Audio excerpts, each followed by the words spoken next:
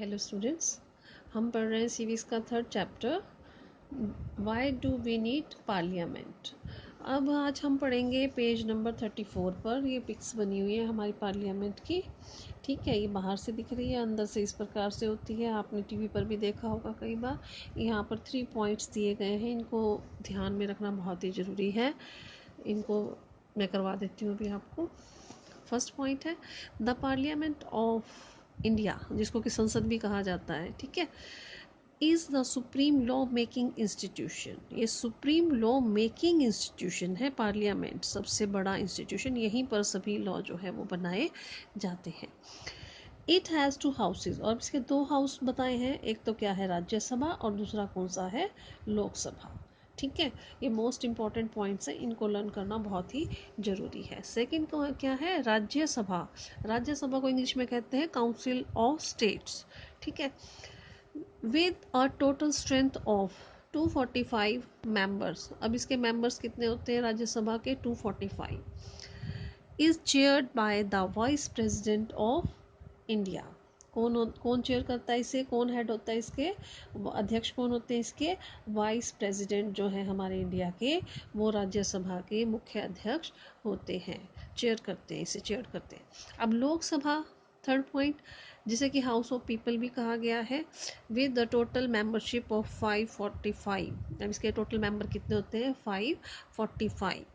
ठीक है, is presided over by the speaker, जिसको कौन चलाता है, स्पीकर, जो कहते हैं ना, कंट्रोल करते हैं, बैठ जाओ अब आप बोलो मत फाल ज़्यादा, ठीक है, अपनी जगह पे बैठ जाओ, तो इस तरह से वो स्पीकर है। ठीक है, तो ये आपको 3 पॉइंट याद करने हैं मेन। अब है आगे यहाँ पर the role of parliament. Parliament का रोल क्या है, क्रिएटेड आफ्टर 1947। कब बनी थी पार्लियामेंट, संसद, 1947 में। The Indian parliament is an expression of the faith that the people of India have in principles of democracy.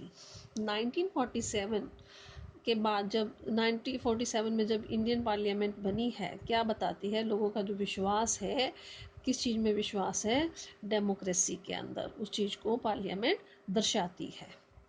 These are participation by people in the decision making process. लोग ही हैं जो decision making जो process होता है उसके अंदर participate करते हैं। एंड गवर्नमेंट बाय कंसेंट, और गवर्नमेंट इनकी मर्जी से ही बनती है, लोगों की मर्जी से। The parliament is our system has immense power. हमारे जो पार्लियामेंट है उसके पास बहुत ज़्यादा पावर है, because it is the representative of the people. क्योंकि क्या है, ये जो लोगों के रिप्रेजेंटेटिव ही है, लोगों को रिप्रेजेंट ही करती है, इंडियन लोगों को। Election to the parliament are held in a similar manner as they are for the state legislature. जिस प्रकार से स्टेट लेजिस्लेटर के जो इलेक्शंस होते हैं, ठीक इसी प्रकार से जो है पार्लियामेंट के इलेक्शंस भी होते हैं। The Lok Sabha is usually elected once every 5 year. जो लोकसभा है वो हर 5 साल के बाद उसके अंदर क्या है, इलेक्शन होते हैं। The country is divided into numerous constituencies as shown in the map of page 41। Constituencies क्या होता है, जैसे पूरा हमारा कंट्री है, जो देश है हमारा इंडिया, उसको कई हिस्सों में जो है, कई पार्ट्स के अंदर जो है डिवाइड कर दिया गया है, बहुत सारे जो हिस्से हैं उसको, और फिर उनको इन्हीं पार्ट्स को, बटे हुए पार्ट्स को कॉन्स्टिट्यूंसीज कहा है, जो कि पेज नंबर 41 पे पूरा मैप दिया गया है। मैं आपको दिखाती हूँ, ये मैप है, इसके अंदर ये देखो, ये अलग अलग छोटे छोटे एरियाज़ को डिवाइड कर दिया गया है। अब इन अलग अलग एरियाज़ के अंदर से अलग अलग पॉलिटिकल पार्टीज़ के जो कैंडिडेट हैं वो इलेक्शन लड़ेंगे, और किसी भी एक पॉलिटिकल पार्टी का जो कैंडिडेट होगा उसको चुन लिया जाएगा। देखो, ठीक है,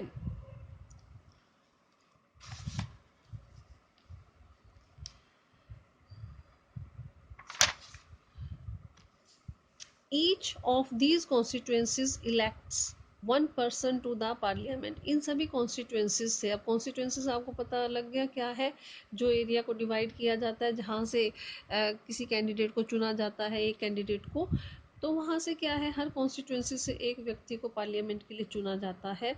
the candidates who contest election, candidate जो इलेक्शन लड़ते हैं usually belongs to different political parties, ज़्यादातर क्या है अलग अलग पॉलिटिकल पार्टी से बिलोंग करते हैं। नेक्स्ट है page number 36।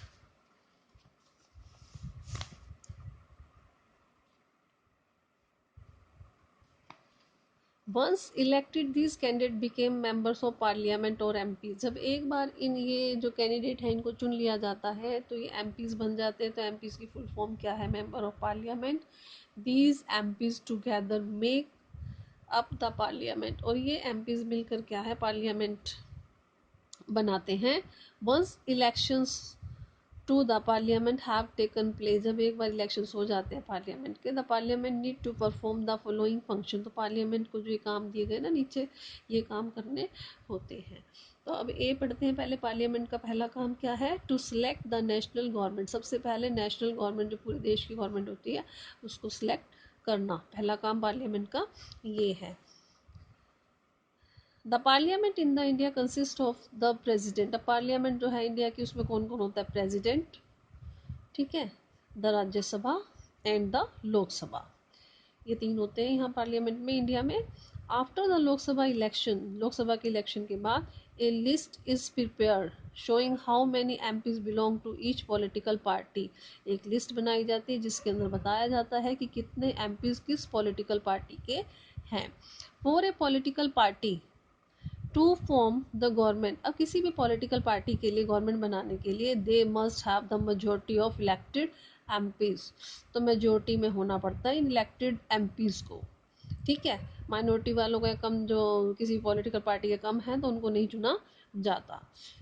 Since there are 543 elected plus 2 nominated, ठीक है, 545 हो गए तो लगभग इतने मेंबर्स हैं ये 543 प्लस 2 नॉमिनेटेड मेंबर्स लोकसभा के।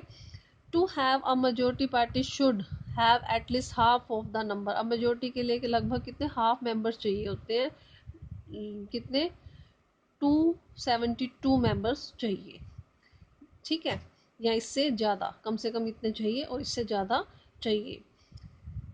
The opposition in the parliament is formed by all the political parties that oppose the majority party coalition formed। अब यहाँ पे जो अपोजिशन है, अब एक तो जो जीत कर आ गई पॉलिटिकल पार्टी जिसको 272 वोट मिल गई या इससे ज़्यादा मिल गई। अब जो अपोजिशन पार्टी कौन सी होती है, वो पार्टी जो अपोज करती है, विपक्ष जिसको बोला जाता है, ठीक है, मेजोरिटी पार्टी का विपक्ष। और यहाँ तो वो कई बार क्या होता है कोलिएशन क्या होता है, मिली जुली सरकार भी वो बना लेती है। अब जैसे मैं कोलिएशन क्या, अब समझाती हूँ आपको। जैसे 272 सीट्स चाहिए किसी को। अब मेन क्या है, किसी जैसे किसी को मिल गई 200 सीटें, किसी को मिल गई 100 सीटें, तो पूरी तो नहीं है ना, तो वो क्या है किसी दूसरी पॉलिटिकल पार्टी से हाथ मिला लेते हैं और मिली जुली सरकार बना लेते हैं। 272 जो सीटें चाहिए होती हैं उनको पूरा करके या इससे ज़्यादा सीटें जोड़ के आपस में, ठीक है, तो हो जाती है कोलिएशन गवर्नमेंट। तो इस प्रकार से जो विपक्ष या अपोजिशन है वो कोलिएशन गवर्नमेंट भी बना लेती है। The largest amongst these party is called opposition party. अब एक तो जीती हुई हो गई जो जिसने गवर्नमेंट बना ली। अब जो दूसरी लार्जेस्ट जो पार्टीज होंगी वो अपोजिशन पार्टी कहलाती हैं। Some of the most important function of the Lok Sabha is to select the executive. अब जो एक सबसे बड़ा काम है, मुख्य काम है, महत्वपूर्ण काम है लोकसभा का, वो क्या है, एग्जीक्यूटिव को सेलेक्ट करना। The executive as you read in chapter 1, executive जैसा कि आपने चैप्टर 1 में पढ़ा है, is a group of persons who work together to implement the law made by the parliament. जो एग्जीक्यूटिव्स हैं वो ग्रुप है उन लोगों का जो साथ मिलकर जो पार्लियामेंट ने कानून बनाए होते हैं उनको इम्प्लीमेंट करती है। The executive is often what we have in mind when we use the term government. जो एग्जीक्यूटिव है उन्हें ज़्यादातर हम अपने अगर हम सोचते हैं तो हम उनको गवर्नमेंट की टर्म ही कहते हैं, ठीक है। The prime minister of India is the leader of the ruling party in the Lok Sabha. जो प्राइम मिनिस्टर है इंडिया के वो लीडर होते हैं रूलिंग पार्टी के लोकसभा में, from the MPs who belong to her party. जो एमपीज हैं जो उसकी पार्टी के होते हैं, the prime minister select minister, उसी में से प्राइम मिनिस्टर जो है अपनी पार्टी के जो है एमपीज उन्हीं को ही मिनिस्टर बनाते हैं, टू वर्क विद हर, जो उसके साथ काम करे सके, टू इम्प्लीमेंट डिसीजन, जो डिसीजन वो लेते हैं उनको इम्प्लीमेंट करने के लिए। These ministers then take charge of different areas of government functioning like health, education, finance, etc. अब ये जो मिनिस्टर्स हैं ये चार्ज लेते हैं अलग अलग एरियाज़ के गवर्नमेंट के जहाँ पर काम करती है, जैसे कि हेल्थ के फील्ड में, एजुकेशन के फील्ड में, फाइनेंस के फील्ड या इस तरह की जो भी और हैं।